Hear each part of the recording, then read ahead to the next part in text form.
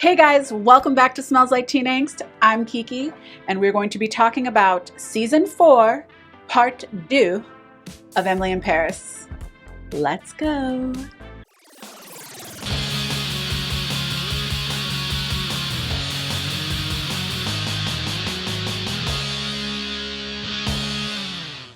Okay, so this is the first time Netflix has split up this show.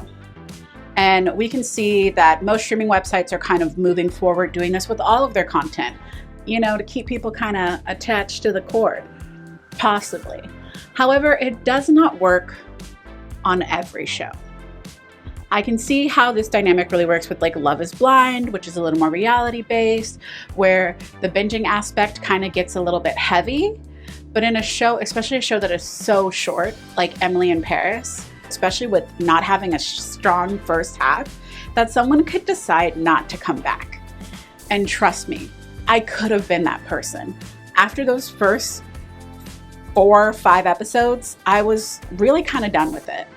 Now let's talk about the show. You're always gonna choose her. She's having my baby. I know, but I cannot be the person who pulls you away from your family. Before we get into it, let me just backtrack on my initial thoughts on part 1. When we left part 1, Paris wasn't as sparkly. Emily was having weird baby mama drama with Kamia, and everybody just kind of felt stuck in this vortex of dwelling on the bad. We were not moving forward, and I was not being transported like I usually am in the show. Throw Emily's vintage clown fashion on top of it, and I was literally like, take me out of this, I'm done.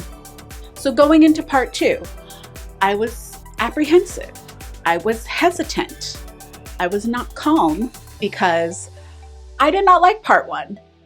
And I just felt like I was about to watch a show that I adored crumble before me, and it was just gonna have one of those like flop seasons, and I didn't think I was ready for it. So going into part 2, there were a couple of things I was looking for.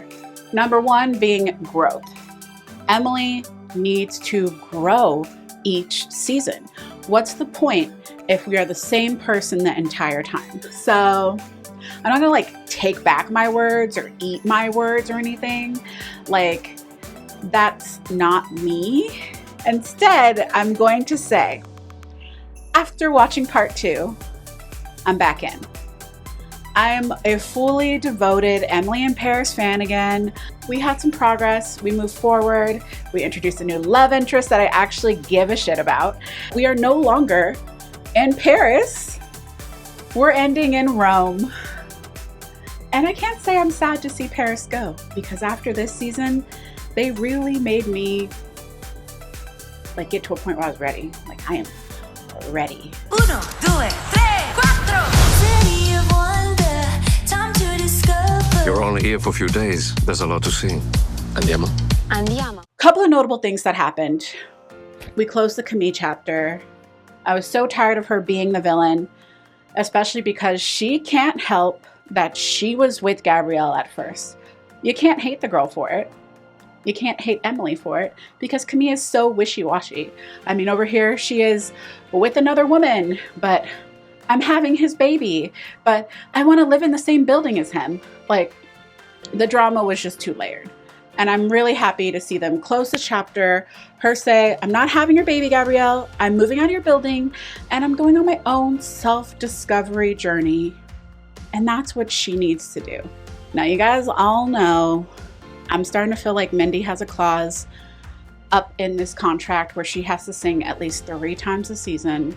She's tapping back into her music and facing some of her biggest fears in this half of the season. And I'm happy for her.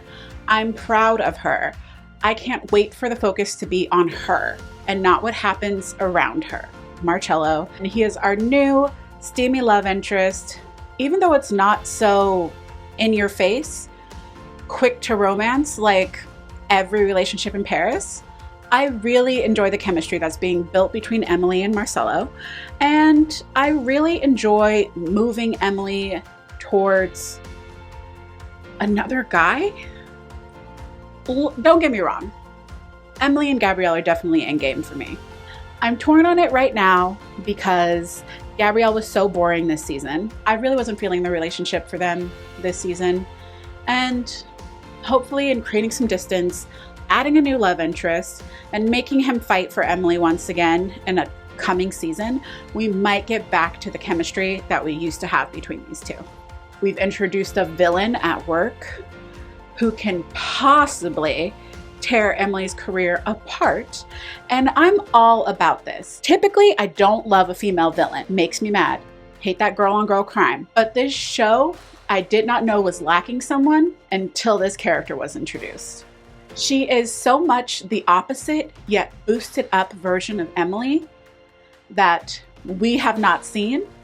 I know everyone's biggest complaint about Emily was she was such an American who did not want to fall into the Parisian culture.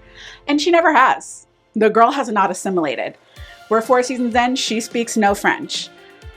And here we get a whole new character who jumps in and is ready to live the Parisian lifestyle, knows French, knows about French talent, is very much inside of the web and inner workings of who's who and who's famous in France, and is jumping in to kind of just get it going. And for a character like Emily, who is constantly just like getting by the skin of her teeth, it is a little tense. And I'm really excited to see where everything goes. Now I can truly say, with all the progress that was made in the last, I want to say 2 episodes of this show, because it was pretty quick, I am looking forward to season 5 and where we can go from here. I really enjoyed how things were kind of buttoned up and wrapped up for right now, and I'm just waiting for the drama to unfold. Which city do you prefer? Paris or Rome? Surprise! Anyway, thanks so much for watching.